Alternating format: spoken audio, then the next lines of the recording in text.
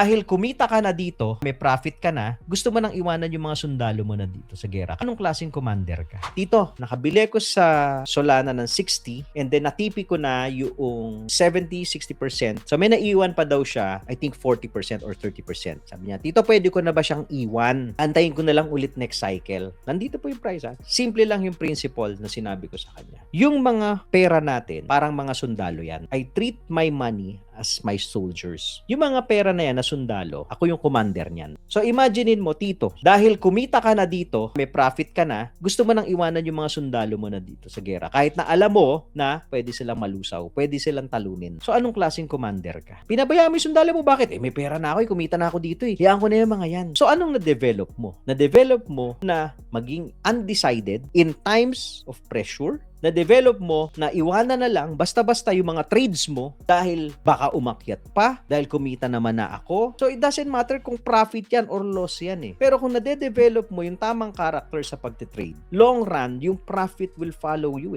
Bakit po? Yung mga sundalo sasabihin sa'yo, Commander, kunin mo na kami dyan. Sa'yo na kami, Commander. Ayaw na namin sa iba. Kasi yung iba pinababayaan kami. Iniwan kami sa 120, Commander. Lipat na kami sa'yo. Lilipat ngayon yung mga sundalo sa'yo because you're a good commander. So napaka-importante no na nade-develop dito sa mundo ng trading. Because without that, laging bayaw. Lagi kang bayaw, nandun ka sa bilis, sa tuktok ka lagi bumibili. And you're never gonna make it. You're gonna waste a lot of cycles.